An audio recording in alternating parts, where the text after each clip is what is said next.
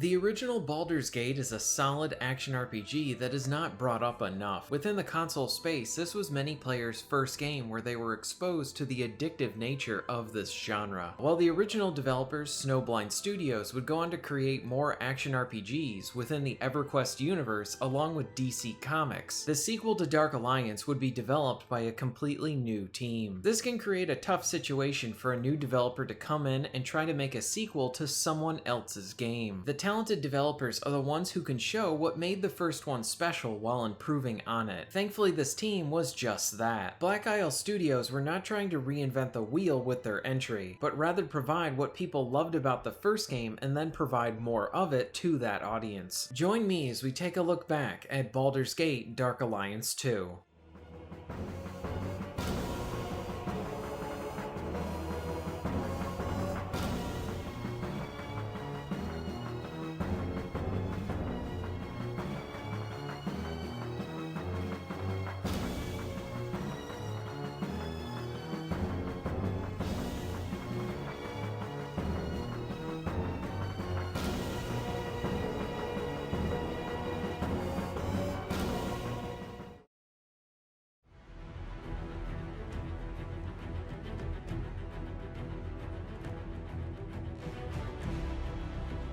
At the launch of the PS2, Interplay Entertainment was opting to focus on console players by bringing some of their biggest series to them. Within the PC space, their Baldur's Gate RPGs were very popular, but they wanted to introduce this series to a new market with the console players. Interplay was not interested in producing simple ports of their prior games, but rather new entries that would be exclusive to the home consoles. Black Isle Studios would be the ones in charge of this console effort, and partnered up with Snowblind Studios to work on their first console title. A new engine was built from the ground up for the PS2, as the intent was to use this engine for future projects as well. Out of this, the action RPG spin-off Baldur's Gate Dark Alliance was born. This new spin-off project was released in December 2001 and was seen as a success. Following this, Snowblind Studios would take what they had learned and work with Sony to create a set of action RPGs based on EverQuest. With Snowblind moving on to other projects, Black Isle's internal development team picked up the mantle to begin work on a proper sequel. The goal was to provide more to the player with more enemy types, equipment, quests, and playable characters. The developers aimed to build off the foundation that was established and improve in areas that received criticism. For example, players felt that the first game had a strong opening because of the NPCs that the player interacted with, and this was something that was missing towards the end of the game. In Dark Alliance 2, the studio wanted to ensure that the NPC encounters were constant throughout each of the chapters. In addition, depending on the character class, there would be different ways to interact with the NPCs, along with exclusive quests for each class. Where the original only featured 3 character classes with a fighter, archer, and magic user, the sequel would have 5 classes. The players could choose from a barbarian, rogue, monk, necromancer, and a cleric. As a means to provide more options to the players, there would be a new system at the shops that would allow you to socket different runes into weapons to tweak and manage the stats. Overall, Black Isle Studios was aiming to take what everyone loved about the original and provide more of that in a refined way. With Dark Alliance 2 acting as a direct sequel, the story would take place after the conclusion of the prior game, and begin with a new set of adventurers who answered the call for help from the city of Baldur's Gate. The players would slowly unravel a plot to destroy the city and work to defeat a mysterious evil force. The story would follow suit with the rest of the game, as it will provide elements that fans of the first will recognize, but it wasn't required for players to have played the first game. The goal was to provide an experience that both new and returning players could enjoy. The developers were very aware that many players enjoyed playing the previous game in local co-op. As such, this feature would be included in the sequel with some additions. Players would be able to pool their gold, along with the ability to transfer items from the inventory screen. The developers did toy around with the potential to include online co-op, as the PS2 and Xbox had those capabilities, but this type of co-op was not included in the final project. It is important to note as well that this would be the first game that the internal team at Black Isle would be making. They were in a bit of a tricky situation where they needed to pick up what was established by another developer and understand what made it great and then improve on that. In addition, since the first game was so well received, there were expectations for the sequel to be of the same high quality. And on top of all of that, Interplay was engaged in a dispute with Snowblind Studios Studios, regarding issues with using their engine and potentially withholding royalties from the first game's sales. And they were facing another lawsuit from Vivendi Universal Games. This was not the ideal environment for Black Isle Studios to be a part of, but while there was a lot of business drama going on in the background, Black Isle Studios was hard at work at their sequel. In January 2004, Baldur's Gate Dark Alliance 2 was released to the world.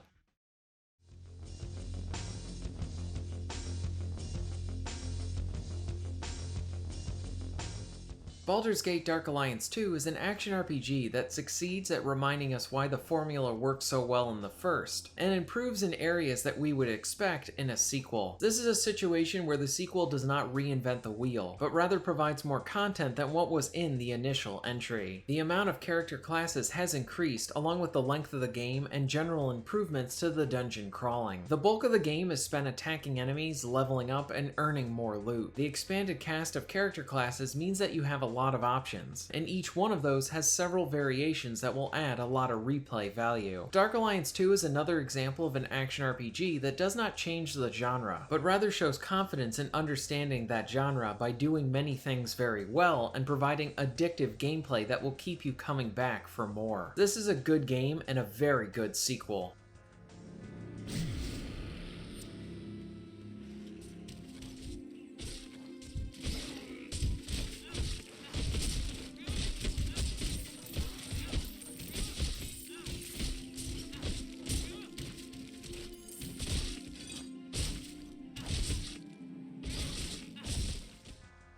When it comes to the general action, it operates very much like the first game. You have your main attack, various skills that you can use, jumping for some platform sections, and a block option for defense. While there are some short instances of talking to NPCs for quests, the bulk of your time will be focused on the hack and slash action and deciding how you want to build your character. The action is really good here, backed up by solid sound and impact effects. Attacking and hitting enemies with your weapons have this satisfying crunchy-like sound effect. For a teen-rated game, the violence is rather high, with enemy body parts being hit off and adding to the satisfaction of the combat itself. Some of the fun effects from the first make a return here as well, like how zombie enemies will sometimes appear dead and then start crawling towards you. Essentially, the sound and impact help to add some more punch to your hits and make you feel like you are actually hitting something while in the fights. If you enjoyed the first, you will immediately feel at home with this sequel. While this game was not made by the same team as the first, the new developers show how they understand what makes the action RPG genre so enjoyable, and more importantly, understands what made the first Dark Alliance so special. The action is very enjoyable, and the sequel takes many opportunities to improve on the foundation that was built by Snowblind Studios.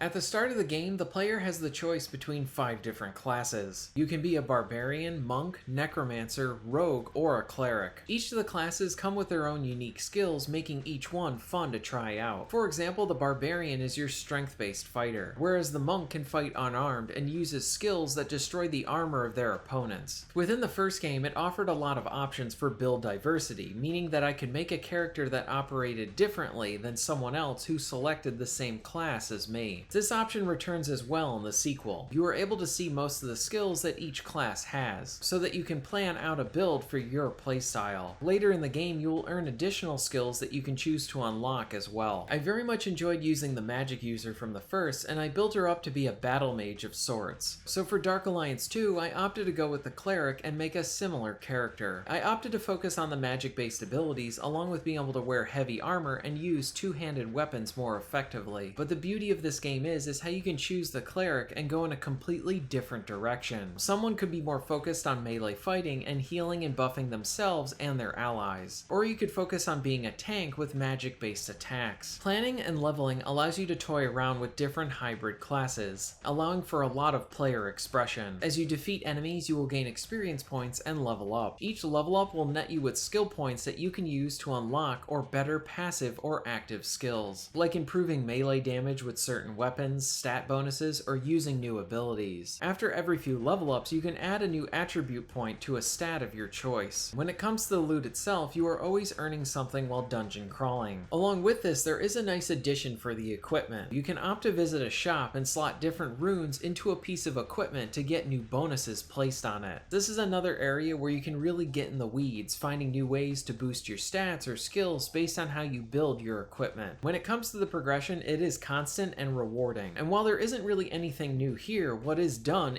very well. I mentioned this before that you will earn more skills to upgrade later in the game. This is done by completing a specific quest for each character. This adds an individual quest line that each character class gets, and I really like this addition. One area that is vastly improved on from the first is the sense of exploration and generally how the dungeons feel more extensive than they did in the first game. There were opportunities to explore and optional paths in the first, but it feels like this was upgraded considerably in the sequel. Where there might have been 2 or 3 optional paths in the original, there are now double that in the sequel. This makes the dungeons feel more complex and longer. As part of this, side quests are improved and more abundant as well. Many times during a story mission dungeon, you will come across optional tasks that will provide you with more rewards, and many of these are discovered through player discovery, rather than just being handed to the player to be completed. For example, as you explore, you may find a key that will allow you to unlock the gates to release a bunch of prisoners. Along with this, you will interact with more NPCs and the people of this land, allowing the levels to have a more lived-in feel to them. Dungeons are expanded on and provide plenty of opportunities for exploration along with rewarding side quests to complete. Dark Alliance 2 also understands that the gameplay loop is the very best part of the game, and it doesn't waste any time getting the player right into the action at the start. Where there was a fun build-up in the first, the sequel does not try to repeat that process, but rather understands that the player has probably gone through the first game and is more interested in getting the player to their first piece of meaningful gameplay. A neat aspect about the opening is how you do not start in the city of Baldur's Gate. The entire prologue is about you getting to the city, helping different people. In that sense, the game uses gameplay as a way to create some build-up and anticipation for the city itself, where this was all done with cutscenes in the original. Once in the first area, you will notice how this doesn't really feel like a typical first area in a game. It isn't hand-holding, nor is it very linear. The level does provide you with indications on where you need to go, but there are many optional paths that will provide you with more rewards. This type of design is really appreciated, especially for a sequel, and it allows the game to get the hooks into the player and allows the player to fully enjoy what Dark Alliance 2 has to offer.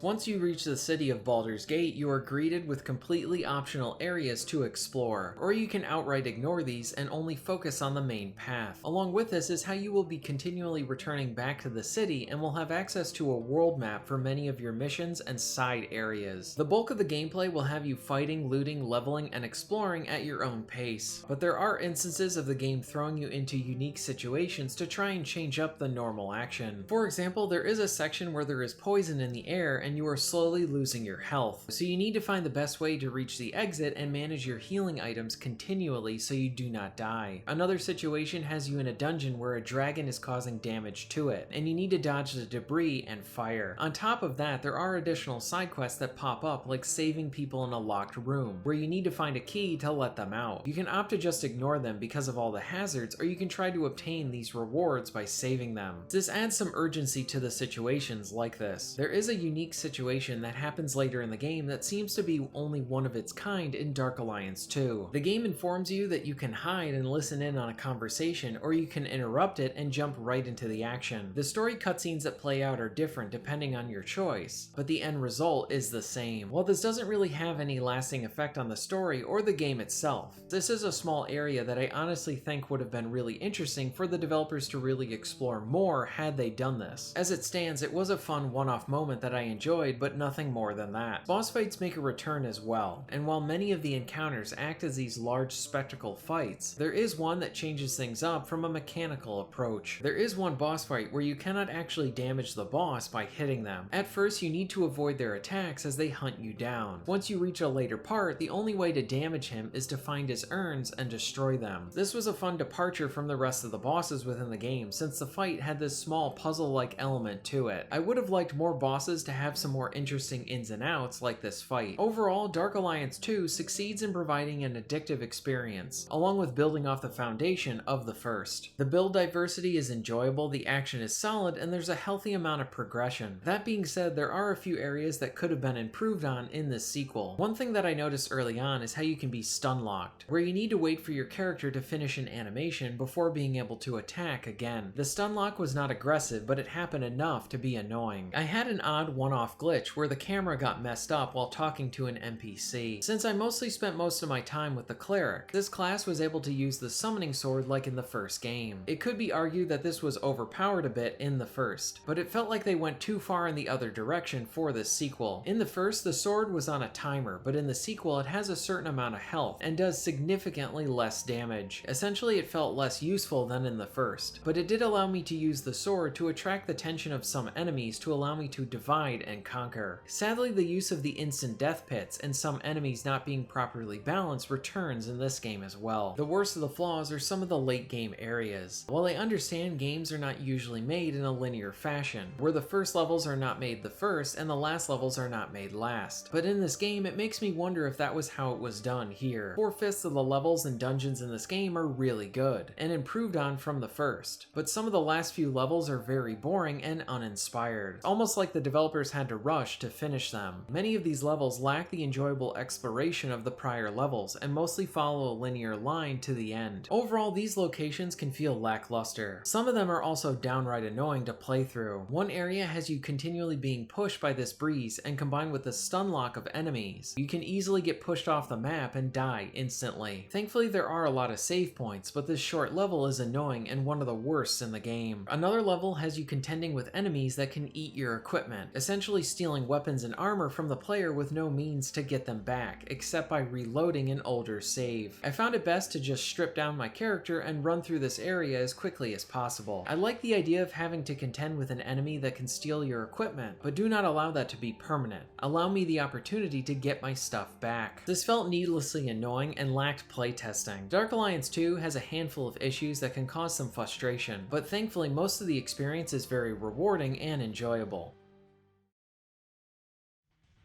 Dark Alliance 2 is a solid sequel and potentially even more underrated compared to the first entry. Black Isle Studios was in a tough situation where they needed to make a sequel to a popular game, and their parent company was facing many legal and financial issues. I think it speaks to the quality of these developers that they were able to pick up the mantle that was left by Snowblind Studios and make something equally, if not better, than the first game. Dark Alliance 2 was a much longer game with solid improvements to the dungeons themselves, offering more exploration and optional quests to complete. The character classes were increased and offered the same enjoyable build diversity from the first. Sadly, the entire development studio was wiped away during the interplay problems, and I honestly think this is why some of the final areas are rather lackluster. I mentioned that they felt rushed in my gameplay discussion, and I think considering what was going on from a business end with the studio and publisher explains why the final areas didn't feel like the rest of the game. Even with its faults, it's a really well done sequel with an addictive gameplay loop. Sadly, the planned third game was cancelled, but I hope this is a series that we see again. This is a set of games that featured good quality in both of its outings, and there is plenty of room for a third game to be uncancelled. Either way, Dark Alliance 2 is most definitely worth checking out. Thank you very much for watching.